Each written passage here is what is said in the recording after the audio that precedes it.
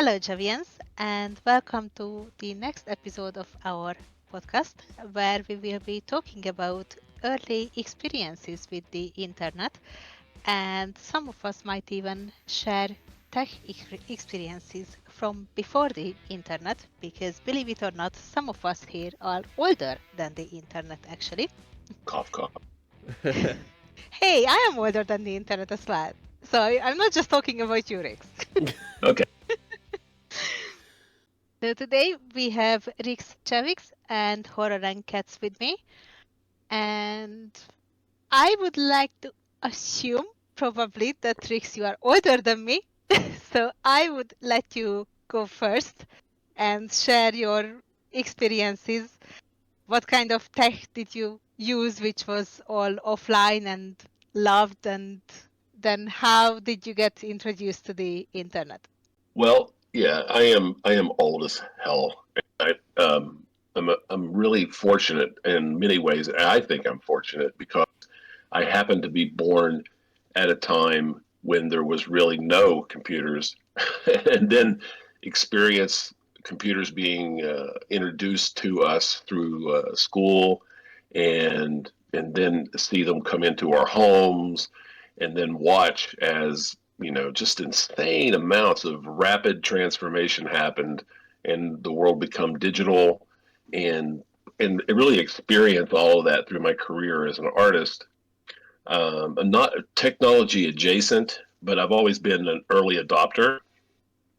Always very excited about the newest and latest thing, and then how that can relate to not only my business but business of my clients and how to exploit it. And just really, it's been an incredible journey over. Well, I will be completely honest. I am 58 years old this year, so I have was born in 1966, 3 years before the moon landing, and you know, right at the time where I was, I don't know, 6 or 7 years old, Pong showed up, which was really the first. My neighbor got it for Christmas, and I can still clearly remember going to his house on Christmas Day and playing Pong for several hours. Believe it or not, several hours of just sitting in front of a black and white television and going boop boop boop boop boop boop with the paddles as a white pixel went back and forth across the screen. Um, and we just thought that was the greatest thing since sliced bread, and were fascinated by it. But the other part about that, though, is that even though that was exciting and revolutionary in a weird way, it was just kind of another normal step. Like, kind of, you know, it wasn't. It didn't change our entire lives, or we didn't become streamers of Pong, or start writing blogs about Pong, or share memes about Pong. Those things come later, but um, yeah, and then just sort of watching. If you've ever seen the movie War Games with Matthew Broderick, and the way that those kids access the internet, sort of pre-internet, that was my high school experience. Actually, I had a friend who I will call Chuck. I don't want to use his real name because he's actually in the diplomatic corps now, so I don't know if he wants people to know that he used to be a hacker, but he was kind of a proto hacker back in the War Games kind of era, where you had to take your phone receiver and stick it on a rubber device that had two holes in it, and you listen to that modem connect at very very slow speeds. We're not talking pre-graphics, just all text in a monochromatic screen. And we fooled around with that quite a lot after school hours and on weekends for a short while, trying to break into um, different systems. And we actually once crossed paths with a Defense Department system, and that scared the crap out of us. And that was probably one of the last times we did it together, at least. Um, so even from those early days, those were some of the. I guess that was pre-internet. Internet. That was the whatever they called it back then. I can't remember the Department of Defense name for the internet before it became the World Wide Web. And then I also happened to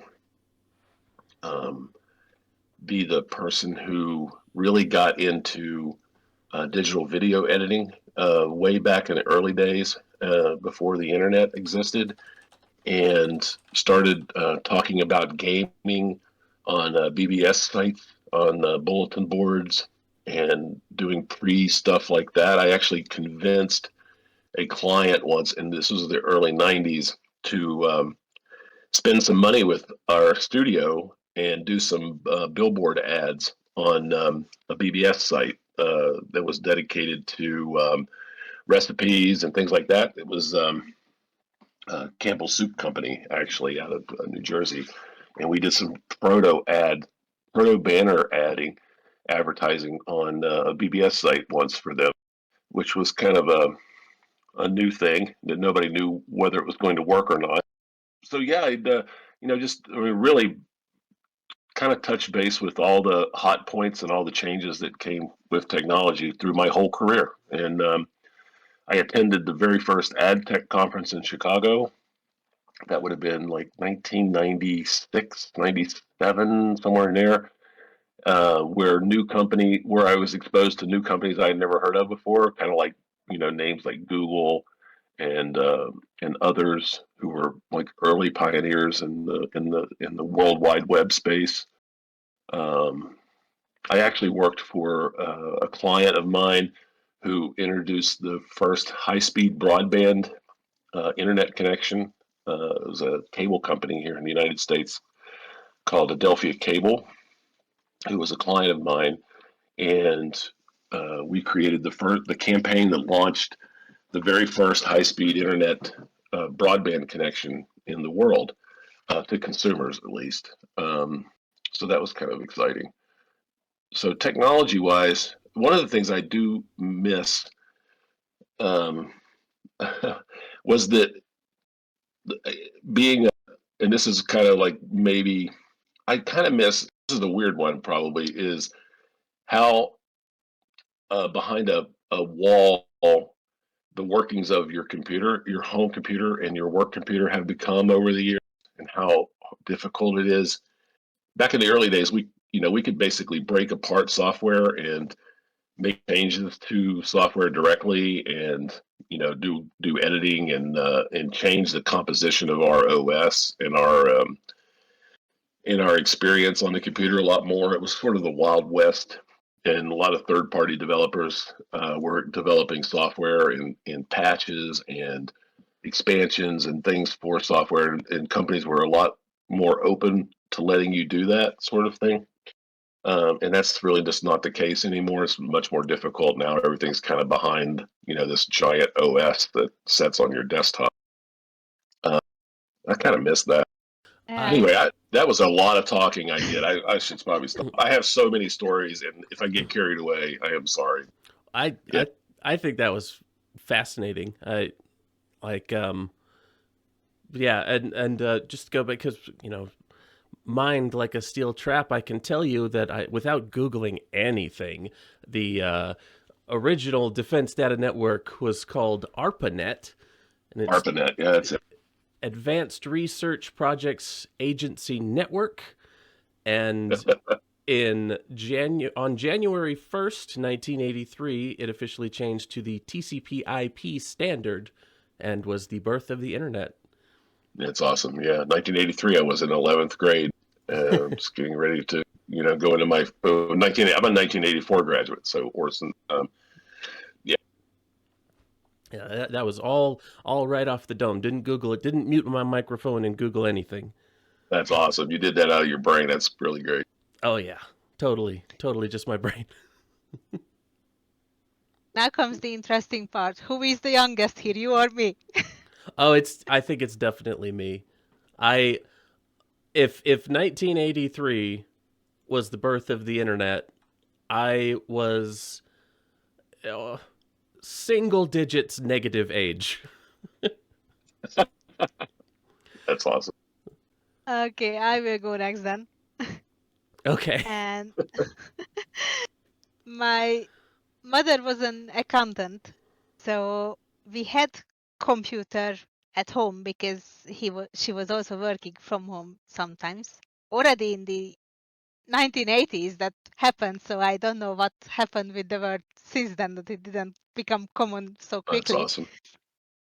And also after my father died, she would take me to her workplace to look after me in like summer breaks from school and stuff like that. So I'm pretty sure that I could hit keys on a keyboard sooner than I could speak properly. And I was playing with games like Tetris and AliCat while she was doing work. So I was quite familiar with computers and MS-DOS. Then at school, we saw Windows 3.11 and no one knew what to do with it, not even the teacher. We used to have this technology class where they would teach us how to sew or how to uh, use a drill and stuff like that. And suddenly that subject just became computer technology, but the teacher was the same. So we were all sitting there together and looking at this thing like, what is this? What should we do with it? That's And great. I was already in high school when we got internet at school, and I still didn't have internet at home. I read in a sci-fi magazine that there was a Hungarian website for Star Wars, like a community page with forum and articles and all that stuff. So when we first got our hands on the internet at class, I didn't know how I can go on this website. So I was just asking the teacher, how do you on the internet?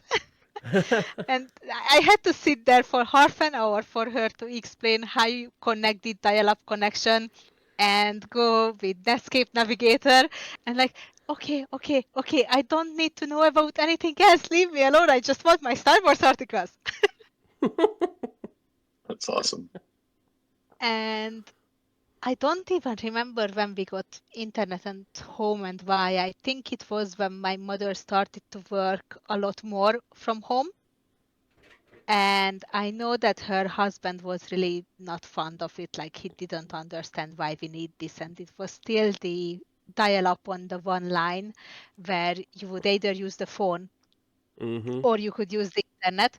And it was kind of like the top up mobile plans are now, that you had a certain amount of hours which you could use in that month.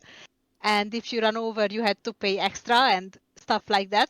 So I had a notebook where I was counting how many minutes I was on the internet. And sometimes I topped it up from my pocket money so I could stay longer. But I was constantly yelled at that I was on it too much. And what if someone wants to call us? Yeah, I remember those days. yeah. Tying up the phone. Dad trying to make a call in the other room and being like, "What's wrong with the phone?" That is a familiar memory to me. Yeah, the first proper PC which actually had Windows 98 on it, I got when I went into college and I wanted to study graphic design, and like you kind of need a PC for that. Mm-hmm. Before that, we just had an old PC with MS-DOS for my mother to work on. And then I started upgrading that to XP, then Vista and Windows 7. And my first proper job was at the Hungarian telecommunications company. I was on tech support at the ISP. So I got ADSL connection from them, and that's where really it started to pick up in quality. And you might not know this, but Hungary's telephone lines at a lot of places are a lot better than what you can find in Western Europe. And the reason for that is that we got heavily bombed during the Second World War. So our old telephone infrastructure was destroyed. And the new one, what they built, was originally for military use, but that's what they then started to use for the public as well.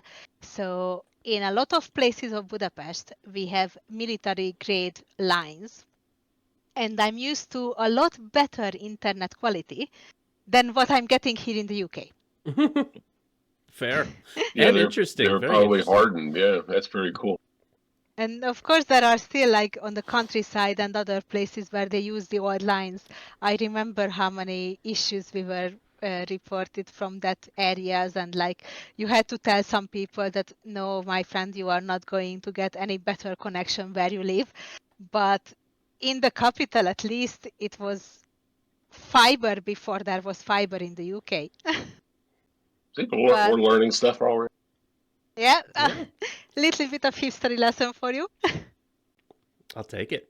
And I think for me, probably the biggest surprise is that we don't really have that culture of work from home, because I got an internship at the end of college, and I had to go to the office to work for like a printing company where they were producing billboards and various street signs for and advertisements for companies. And a lot of times we were sitting there all day, nothing happened. And then one of the clients would phone in like 5 to 5 saying that I need this right now. And once I mentioned to my manager that why can't I work from home? You know, I have better PC at home than what you guys have here. I can do the stuff whenever it comes in. I don't mind if that's 8 p.m. I will do it then 8 p.m. No, that's unimaginable. You have to be in the office 9 to 5. Okay, but then why does the work not come between 9 to 5? It's Wow. funny. There's still like companies with that mentality. U.S. government even thinks that work from home somehow impacts productivity. Yeah, and at the ISP on the call center, they were also saying that that's not a job what you can do from home, because all the way how the telephone system works for the customers and everything. And we all know now that that's bollocks. Yeah. Because everyone who works at a call center these days is working from home. Yeah. And there are call centers that are third party call centers too. Like they aren't even with the company they're a call center for, and they all work from home. Yeah, spread all over the world too. Not even nearby. That's awesome. That's awesome, Lena, that you got the chance to grow up in that environment and experience that at an early age. That's amazing. Just to be surrounded by that so young. That your mother working from home and instilling that in you, and in many ways preparing you for what the world has started to turn into. It's kind of amazing. Yeah, something you Yeah. said early on where you said you could hit keys on a keyboard before you could fully speak, or better than you could speak at the time. That is a very Gen Alpha kind of thing. It's interesting to hear that sentiment from. I'm assuming Generation X is the. Apparently, I still count as millennial, which I don't think so. But yeah, so Oh, okay. somewhere between Gen X and millennial. Okay. Yeah, it's interesting that didn't really change. Like that's still something that happens to most kids in the like established infrastructure kind of world, like first world, I guess. Yeah. Um, It reminds me of when tablets and smartphones came around, and you would hand an iPad or an iPhone to a 3-year-old or a 2-year-old, and then they would just intuitively know and start using it, and not have to, I mean, the darn things never came with manuals, for goodness sakes. They just, here's your smartphone, and yeah, children were able to just pick them up and start using them without even having to really understand how they worked. It was it was an amazing thing to watch. yeah. I remember my ex when I was with her. she had a nephew who was 3 years old. 3 years old, and he was able to play a PlayStation 3. And that is so many buttons and two analog That's awesome. sticks. And I would just watch him play, and it wasn't like simple games either. It was like Watch Dogs. He Right. was Wow. he was running around effectively being the main character in Watch Dogs. I think I've played against him a few times. But yeah, I was like, that is amazing. And what was your first experience with the internet? I assume that you were not living on top of a mountain yet. It must have No. been scary. I actually, it's funny being the youngest one out of the three of us. I also got into it late for my age. Like when I was a kid, I was very much a play outside and hit my friends with dirt clods and sticks kind of kid, and put baseball cards in my bike spokes. And Oh, that's awesome. yeah, I didn't get into really any technology, including games. Like I got into gaming pretty late for my generation. When my grandma and grandpa owned a trucking company, and when I was, I don't know, single digits, I have terrible timeline memory. So a lot of what I'm going to say is based on what technology was out, not necessarily how old I was, because I just don't remember. Yeah.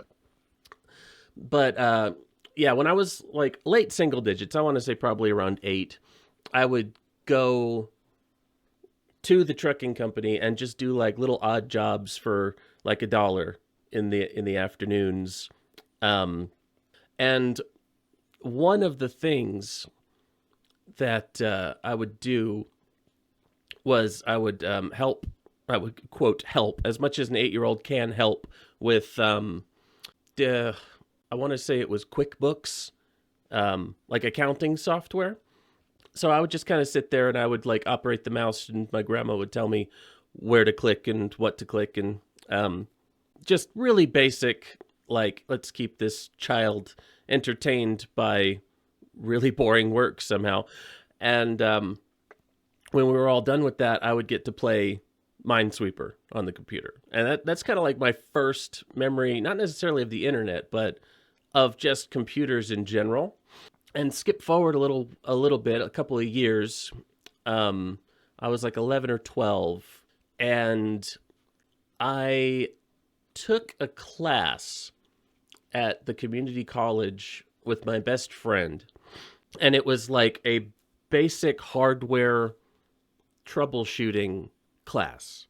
And up until this point, aside from playing Minesweeper, I really didn't have much interest in computers. But my parents, wise as they are, realized that it would probably be good if I did have some experience with computers. So we started with the very low basics of how the hardware works and troubleshooting. And this was back when I think I got into it really fast. I started enjoying myself really fast, and I took another class after the hardware class that was like networking, and I learned how to open the command prompt and send messages, like instant messages, through the network to like from OS to OS.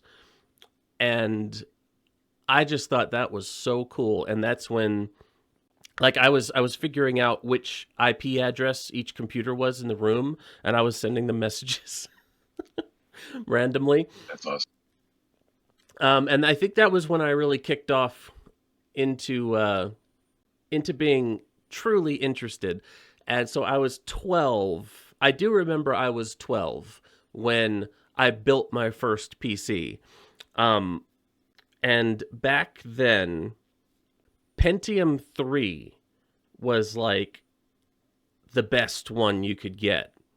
In fact, I remember seeing Super Bowl ads for Pentium 4 and being like, "Oh man, I want a Pentium 4. That looks awesome." But Pentium 3 was my gaming computer, and I built it myself. I like from the equipment my grandma had at the trucking company. They would, have decommissioned or just computers that ran into an issue, so they had to get a new one. I guess they weren't as tech savvy. They didn't have a tech support person to say, well, it's just a loose wire. But since I had taken that PC troubleshooting class and learned all the ins and outs of the how everything hooked into each other, she would just give me all the old computers, and I would pick and choose the parts. And I built my first gaming computer when I was 12, Pentium 3. But my first internet experience, I want to say it had to have been looking up, like my friends told me about Cheat Code Central. And I had to get on Cheat Code Central to, it was a Metroid game. I don't remember which one, but I wanted a walkthrough for a Metroid game. And there was a very detailed walkthrough on Cheat Code Central, but the internet was slow and I didn't want to have it up. So my first experience with the internet was printing a large portion of the internet from Cheat Code Central. I remember Cheat Code Central. Yeah. God, it had to have been like 70 pages of a Metroid walkthrough. Yeah, I remember getting stuck in the very first Tomb Raider, and my son was probably, I don't know, 4 or 5 or 6 years old at the time, and going on the internet and downloading and printing off the entire walkthrough of Tomb Raider, the first Tomb Raider, and then taking it home, and us both going through it, line by line, trying to figure out how we could get out of the room we were stuck in. Yeah. Yeah, I had I was a big nerd. Like I was the kind of kid that thought the most mundane of adult stuff was cool. So like I had a file cabinet and I thought that was the most grown up cool thing. And so I had a file cabinet full of printed internet gaming walkthroughs. Everything I had like Siphon Filter walkthrough, Medal of Honor walkthrough, all my like PS1 games. Yeah. You are not the only one who wanted to print out the internet, because also I was using the school resources to print out long forum pages from that Star Wars website so I can read them on my way home, and I don't have to use the internet at home to Yeah. spend my time on it. That's so funny. Yeah, I had forgotten. It's the great you guys remember that, because I had forgotten about all the printing that was done. Find a good article and print it out so you could share it with somebody else. Yeah. It's just, oh my God. And Even now, if I didn't print it out, I would just save the HTML website and then I would read the article from there just to save the internet so I can switch off the connection. That's fun. yeah, it's so funny that something that was so apparently, like I didn't realize that it was so widespread that the printing of the internet was a thing. But now there are progressive commercials. I don't know if you've seen those progressive commercials about like we can't stop you from turning into your parents, but we can save you money on home insurance kind of thing. Yeah, those are great. And one of them was about printing the internet. Yeah, I have to say I don't do that anymore, but yeah. I don't either. Yeah, there is another interesting thing, because I don't know if this was a thing in other countries as well, or just a Hungarian made-up thing? I wouldn't be surprised. When I was at school, towards the end of high school, there was an exam which was called like computer using license. So basically, they put it in a way that you will need this license to be able to get a job which involves using a computer, just like you need a driving license if you want to drive any vehicle. So we all did this test, and after that, in a couple of years, it just disappeared. It wasn't a thing anymore. And Wow. I didn't really notice it in Hungary, but I notice it here since I'm working in IT support, and especially since I'm working for internal IT support. The amount of people who have a job which involves daily massive computer usage, and they are completely computer illiterate. They don't know how to type on a keyboard properly. They don't know how to use the software which they have to use for their job. Like when you have to explain to a personal assistant, so basically to a secretary, basic functions of Outlook. Isn't that part of your job that you should be proficient in managing mailboxes and calendars for your boss? Like that's the core of the job. How can you not have any knowledge of Outlook then? Yeah, this brings up a thing. I actually, strangely enough, was just having this conversation with someone yesterday about how, you know, our age and having the skills that we had previous to, digital revolution and keyboard, typing, um, functional sort of breakdowns of this annoys my wife, I know, at her job, is basic understanding how sentences work and how paragraphs and stories are broken down into component functions and things. Those kinds of skills aren't really taught anymore, or at least as much as they used to be, and they are, especially even as we move into this new revolution of AI, they become extremely important in how and the kind of quality results that you're getting from using Copilot or any other AI system. If you don't have a basic understanding of how English works or how language works, and how to break down things, it's really not very good for you to, you're not getting the results that you should be getting in a business standpoint, not from a personal one. Um, it's kind of interesting that, people were losing some of those basic skills. Yeah, the thing about generative AI, like even just say, I don't know, some kind of business summary, you've got facts and you say, here are the facts of this summary. I make the summary for me. You still have to know everything that's going into it is correct. You still have to be able to check it. And like you said, if it's writing, I'm not sure what kind of writing, but it sounds like it's potentially creative writing. Oh no, this is all business procedures and technical writing. Okay, gotcha. Well, yeah, then even more important, you have to be able to check it and recognize if and when something is wrong.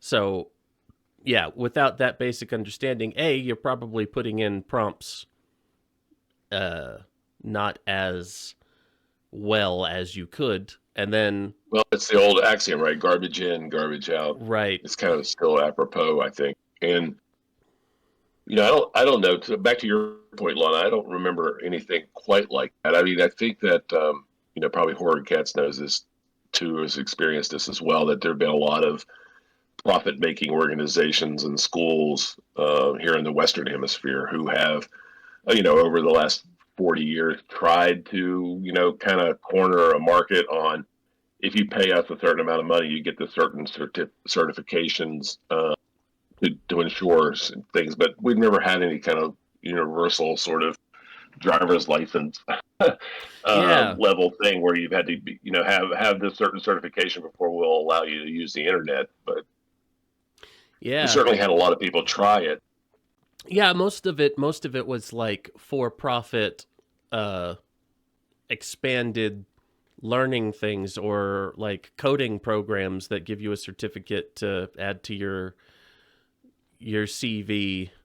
Yeah, which is all a huge money making thing now with Microsoft certification. Mhm. Adobe's got certification. Everybody's got their own levels of that you have to pay for now, of course. Right. Yeah, but yeah, nothing like in school. There was never a you well, I guess Kind of have to, I guess technically maybe. college courses, but not in like high schools. Like college courses, there's I guess electives, nothing really like Not really on that set. level. Yeah, nothing that's like you have to do this for a certificate. It's more just like if your degree path takes you this way, you can take beginner's Excel course for a credit, you know? I think it's a weird Hungarian thing because also when you study a foreign language, you need to do an exam and you will get a paper that you've done that exam. So any kind of job which requires you to speak a foreign language, you need to prove it with that paper. And the downside is that we all know that you can buy anything on the black market. So people were selling these certificates and like forging the names on it and everything. So no one actually did a test with you when you applied for a job that you can speak that language as you claim, but you had to show the paper. So Wow. it was strange for me when I came here and no one asked me for my English language certificate. You're like, That's please, awesome. please ask me about my certification. Please. I have it right here in my pocket. That's a great story, Lana. That's awesome. Yeah. Yeah, Yeah, it's that's it's interesting. strange being from the eastern side of the Berlin Wall. Yeah, Because I have a couple of Hungarians in my corporation, and you guys are just the best. also a lot of the tech what we had at the beginning came either from Russia or maybe from East Germany. But all those consoles what people are talking about here in the UK that they were playing as a kid, I haven't even heard about them because it was just not accessible in my Right, country. right, And we right, didn't have like TV adverts of them or anything because all our stuff came from Russia. right. Wow. The first console what I had was a Chinese fake Sega Mega Drive, Okay. and it had these little yellow cassette things which you could put in, and it had games on it. It had Sonic the And Hodgepodge.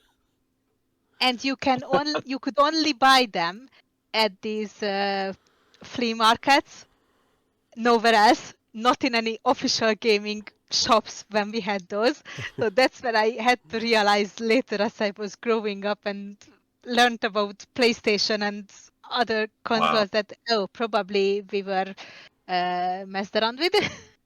Yeah, I bet that Chinese Minesweeper was a lot different than ours. Yeah, if you It were was actually lucky, as a training video more than anything. if you were lucky, you got a cassette which had like a full game on it, but a lot of them just had like the 76 level of Mario and weird things like Right, that. So right. not even the entire game. Oh, that's awesome. You guys remember the demo stuff that used to go around? We used to love those, like the weird little disc you would get with like just a couple of levels of a game or something on it, and just the weirdest damn games. You would load them up and play, for 15, 20 minutes. And You know, I love. I was actually just thinking about those recently. My cousin, very computer savvy guy, back in the 90s when you'd get the demo discs for, Doom and Wolfenstein and just Right. Quake and whatever these this new wave of shooters.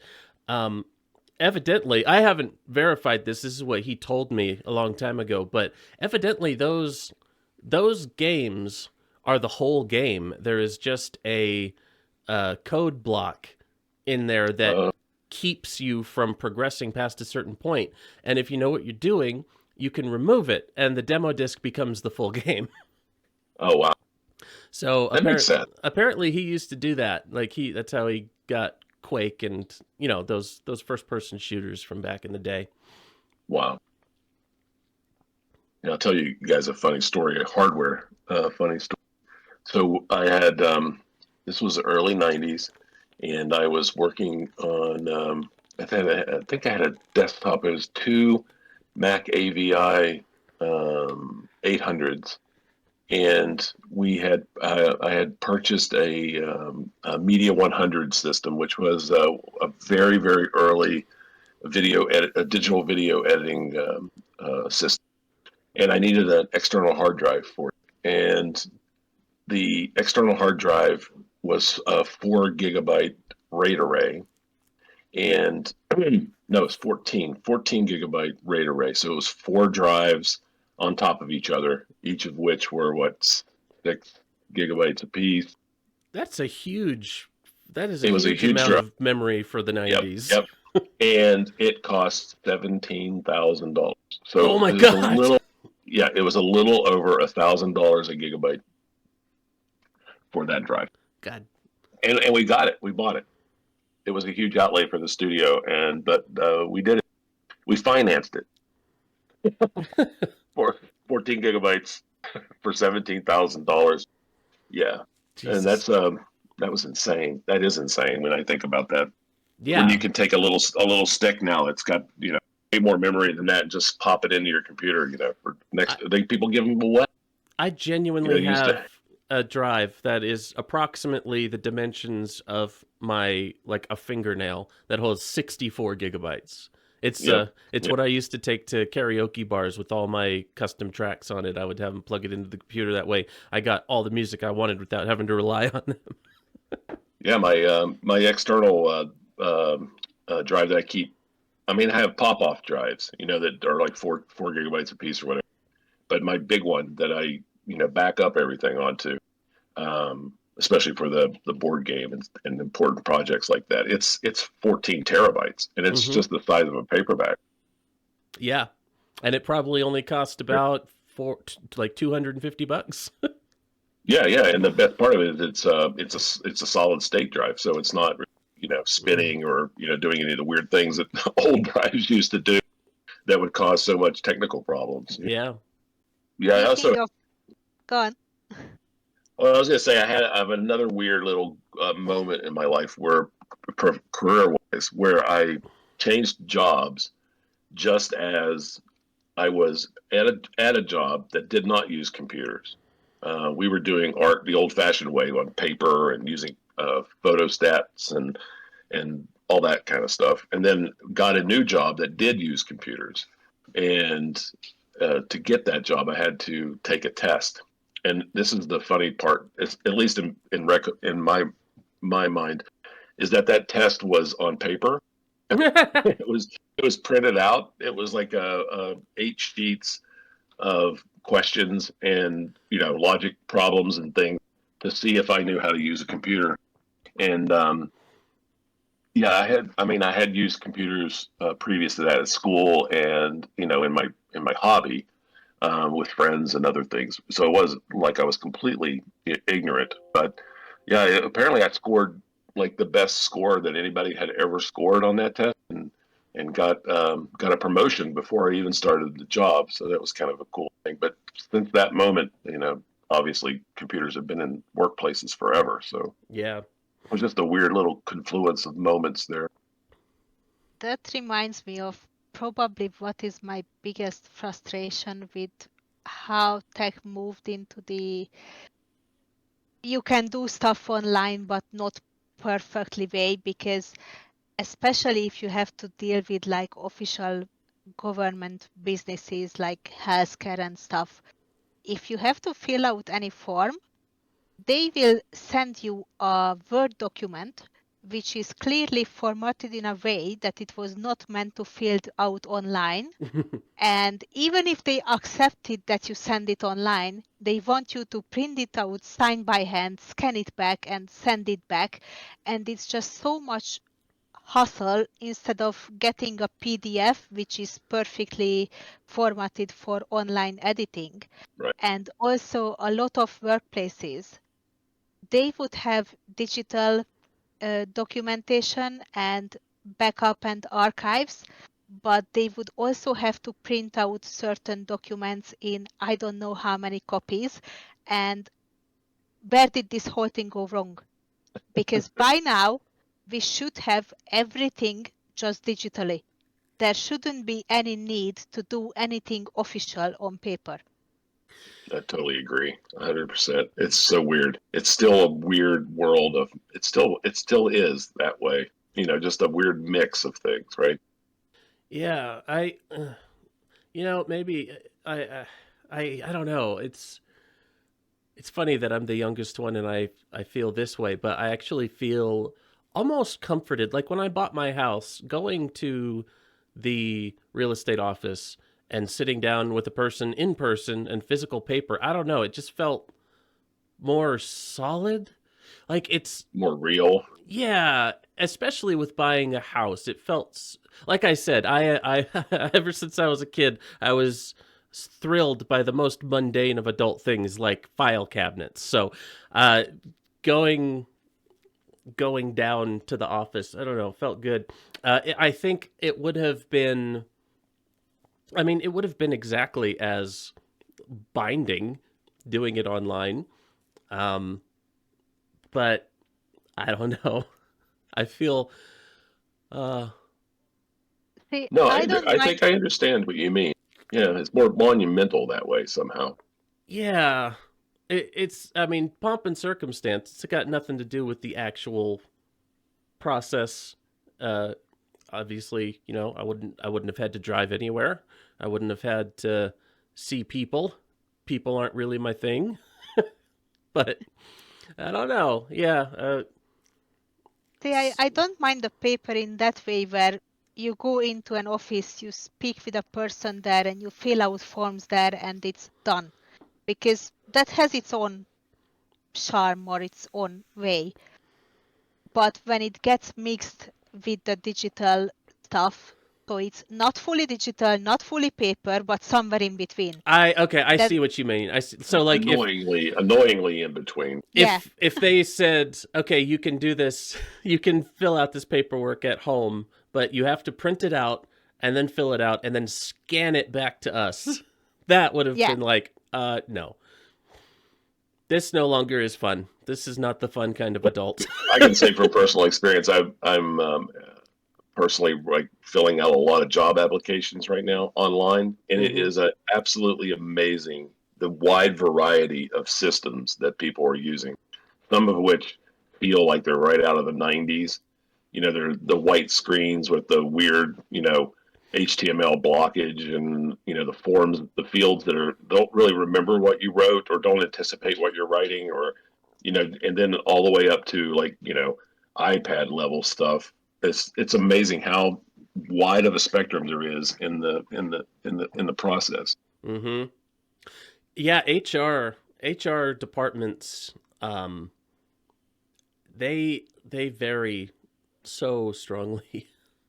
Yeah, As far as like it depends on if you've got the young buck in charge or you've got uh someone this is the who way we've been doing it, and we're going to continue doing it this way. yes, and it works just fine.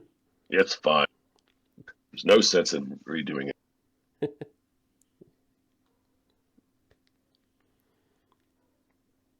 What a strange world we live in. Yeah. But again, we don't have robots, and we don't have flying cars, and we don't have jetpacks, and I'm kind of disappointed. Was that what you were imagining as a kid? Well, I grew up, watching the Jetsons and experiencing Star Wars when I was 11, which was like, a life-changing event for me personally. Mm. And I expected a lot more progress. I thought we'd have moon bases at least, and maybe a few outposts on Mars, and We're really slow about this stuff. Yeah, I'm still disappointed that we have all these AI features, which most of them I don't want to use, but I can't have the robot from the Jacksons to do my laundry. Right. You know, The other thing I just quickly that has kind of annoyed me over the years is how our computers are really just glorified calculators. They're not really computers. And what I mean by that is, having grown up reading a lot of science fiction and watching science fiction films, I fully expected our computers to be, at this point, especially more involved in our daily lives and more helpers than they are. My computer just sits here. It's an amazing, complicated piece of machinery, and I'm glad to have it, but it doesn't do anything, unless I do something to it. And and having, I think we're probably on the verge of that being maybe the next revolution, where computers become more actively involved in your life and your profession than they have been. And what I mean by that is, you wake up and you say, "Good morning, computer," and it says, "Good morning," and how can I help you today? And you can say, well, while I'm getting my coffee, why don't you get started on X, Y, and Z, so that when I sit down, we can talk about it, that kind of thing. And the computer's like, hey, I'll get started on that for you and have a report ready by the time you're finished with your coffee. you want Jarvis from Iron Man. I do. I do. Yes. I really do. I want the HAL 9000 sitting on my desktop. Oh my God. Have a conversation. I wouldn't want. That's a dangerous one, you know that. I can't do that, Yeah. Dave. Yeah, I don't want to get locked out of my house with the appropriate safeguards built in. I'm someone who still turns my head to back up a car. I don't trust backup cameras. I just Right, cannot. right. I cannot bring myself to just look at that. I trust my eyes more than the fisheye lens, and there's no reason for it. Like, backup cameras are wonderful, especially if you've got like a truck with a load in it, or a camper shell that you can't really see the things you're backing up against. But I just can't. I can't bring myself to Can't do bring it. yourself to do it. I don't know how. I don't know how I could do that. Like the full on smart turn house. Right, turn yourself over to it. Yeah, I think I've had a Google Home. Would it be different? Would it be different if it was in a robotic form? If it was in a humanoid shaped form? Oh, that'd be that was worse. doing- That'd be worse. That'd be worse. What? Don't give it a physical presence. Because I wonder that. I ask people all the time. What this kind of service that I'm talking about? If it's your computer monitor doing that to you, or if it's a humanoid form doing that to you. No, I do not want the humanoid form. I would be. You've seen too many horror movies. I have seen too many horror movies, and there are like several from the past decade about smart houses specifically. Yes, yeah, some good ones too. Yeah. It's interesting what you are saying about computers being glorified calculators, because if you look at it, they haven't evolved as much as we would have thought that they would. Of course, we have Yep. better processors, better GPUs, but it's still doing the same function, just to a better quality. Mhm. But if you look at the first mobile phone, and if you look at the smartphones today, that's a much bigger jump there. Yeah. And instead of everyone having a computer at home and computers becoming like integrated part of your life, like an refrigerator or a television did, instead of computers, everyone has smartphones. So that seemed to be taking over that evolution, what we probably thought that computers are going to be. You Yeah, know, I think you're right. one of my favorite things when you talk about like the innovations and the increases of smartphone technology, one of my favorite things, I love Samsung. I really like the OS. I really like the hardware. But on the flagship phones, they have something called DeX. I'm not sure if you two are familiar with Samsung phones at all. I know what you're talking about. I'm an Yeah. iPhone guy myself. Okay, so basically, you plug your smartphone in to either a dock, or you can do it straight from HDMI, like a USB-C to HDMI. But if you use a dock, it's like it's got its own desktop OS that switches on. You can switch it to DeX mode, and it's not a PC. Like, it does not have the same level of control and functionality as like a Windows 11 PC. But depending on what you do for work, you could easily just have your phone as a workstation. Yeah. And it's very cool. But yeah, both of you have said, like, it's not so much that computers change, they just get better at what they do. And the things I used to do software-wise on Windows 98, my Pentium 3 Windows 98 or Windows 2000, whatever it was, it basically all still applies. As far as manipulating the OS using the command prompt, it's the same. So yeah. Yeah, I worked on. My friend of mine bought the very first Macintosh, 1984. He bought the Fat Mac version of it, which came with 16K of RAM instead of the 8K that the regular Mac came. And we were working on a game, actually, a role-playing game. And that's why he bought the computer. We were doing desktop publishing on that very first Fat Mac. And that thing, it basically is the same Apple I'm working on today. The screen's a Retina screen now, and it's 37 inches wide, or how it's huge, but it's basically the same. I mean, for all intents and purposes, it's just gotten better. It's refined, and expanded, but it's not evolved. It's essentially the same computer. Yeah. Amazing. I don't remember what model it was. It was before iMac, but I used to play Math Blasters on an old Mac that my dad had. Math Blasters was sick. Sometimes I still will boot up a ROM of Math Blasters and play it when I'm feeling like nostalgic. That's awesome. Yeah, I'm not really a PC guy. I strangely, because I'm a creative person. We were on Apple IIe's at art school, and my friend got a Fat Mac, and all the studios I worked for, it was all Macintosh, and then PowerPCs, and then Apple, and it's always been that way for me. I've tried a few times. I once bought a Dell computer for my home, and I brought it home, and I set it up, and it had like 47 floppy disks that you had to load the OS with, and I got about halfway through that process, and I felt like my soul was leaving my body, and I boxed it all back up and took it back to the store and returned it. And that was the end of that experiment. Yeah, my digital teacher at college, who was teaching us Photoshop and Premiere, he had a Apple laptop, and we had some very old PCs at the school because of course even a tech school is not going to get proper equipment. And he was sitting there showing us how long it takes on his laptop and on one of our computers to crash Photoshop. Right.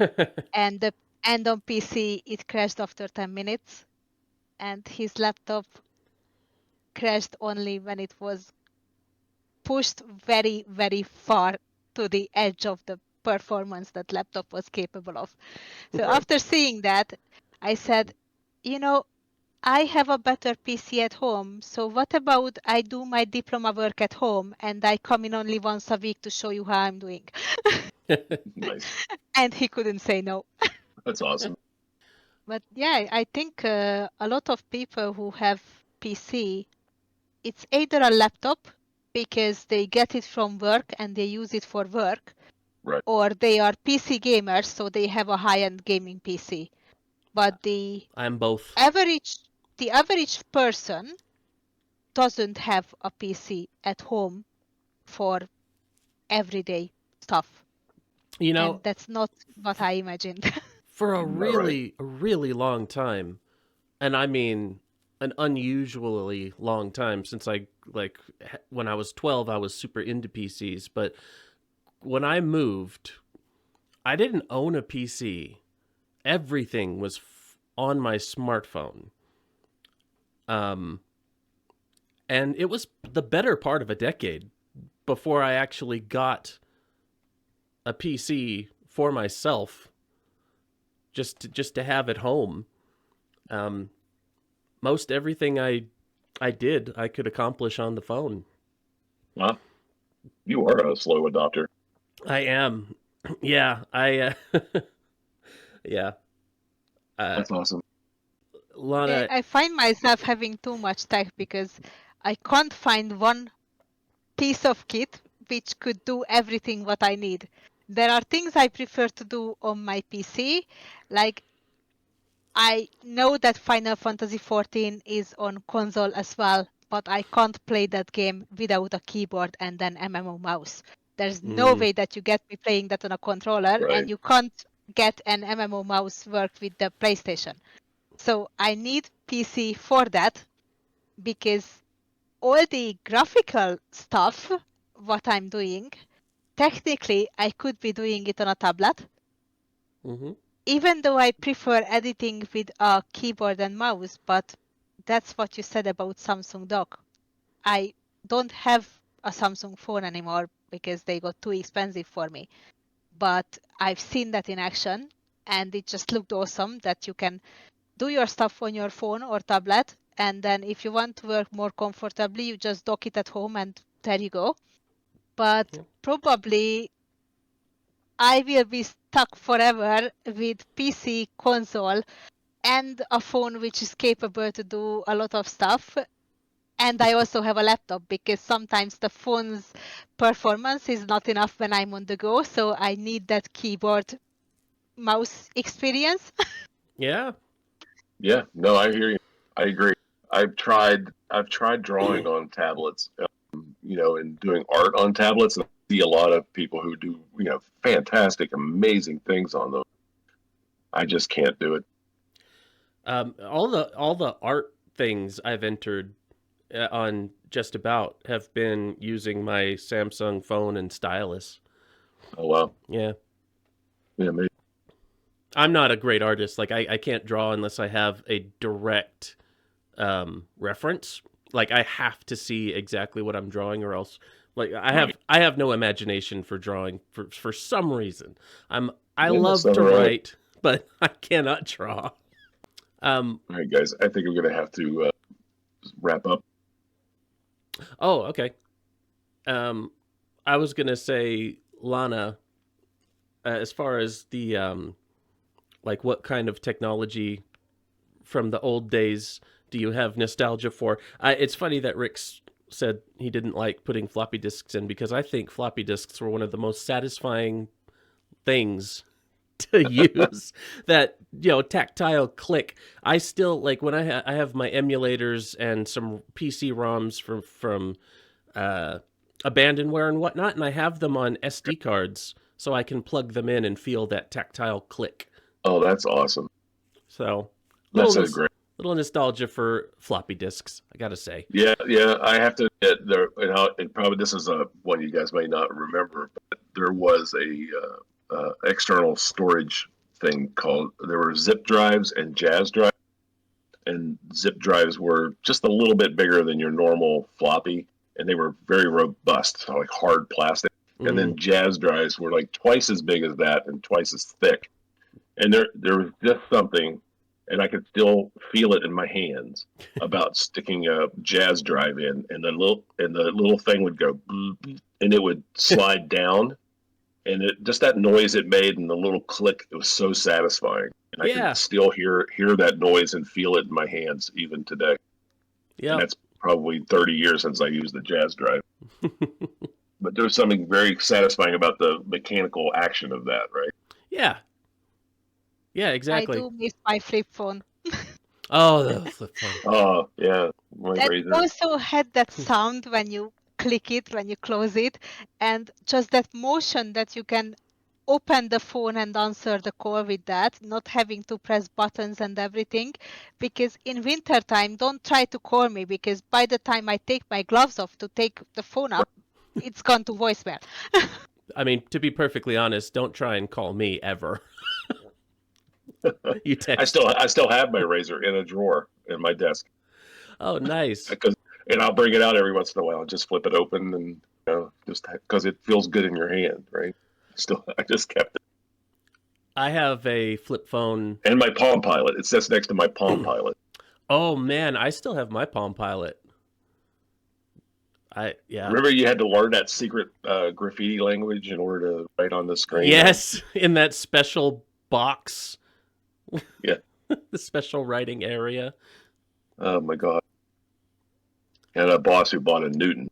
It was like a super Apple version of the Palm Pilot. And he just loved that thing. It was like really obnoxious and never went anywhere. But yeah, there's been a lot of those, like, technologies that came and went, and well remembered, I guess. Probably in a museum somewhere. The Windows OS phone. Oh. Oh. Yeah, I remember that. They were not good. No. Blackberries.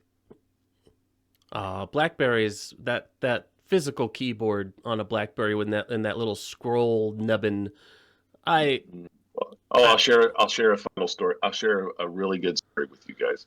It's just I won't go into all the reasons why, but there was a weird confluence of events that I was sitting at the table with the gentleman who one day would become CEO of AT&T. It was me and a friend of mine and him and his consultant. And we were sitting at a conference room table. And when I came into the meeting, I had just finished watching Steve Jobs announce the iPhone on my computer. So that's the context of this. I walk in, and these two gentlemen were wireless consultants. They were internet. They ran an internet. He was the CEO of an international wireless consultancy company. And I sat down at the conference room table, and I looked over, and they were both on their BlackBerries.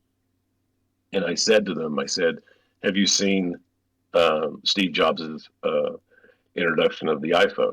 And they both laughed. And I said, "What are you laughing? Why are you laughing?" And they said, "Well, I mean, it's a toy." And I said, I think you're wrong." And they were like, BlackBerry's forever. Its technology is terrible. It'll never work. It won't be adopted. It's just another, Apple toy. And I looked over at my friend and I said, I think they're wrong. And that meeting just sticks with me forever because, it just kind of encapsulates the way that evolution works, right? Revolution works is that, people become comfortable with what they're used to and not expecting, something out of the blue like that to completely change their world and destroy everything that they thought they knew about it, Yeah.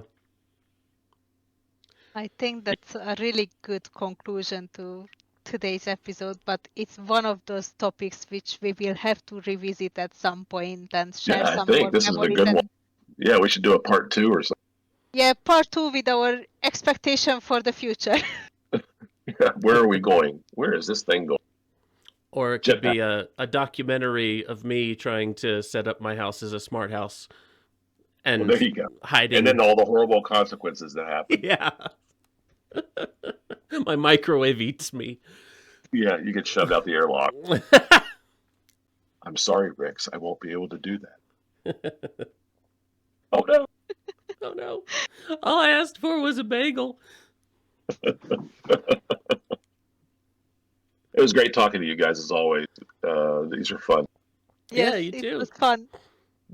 Lana, Thank do you for you have an outro? Not much, really. Ooh. Thank you for coming. We just don't have a name for this either. We could come up with some kind of jiffy name for this podcast. Now that we're getting it's getting old now. It's like this is the fourth one, something like that.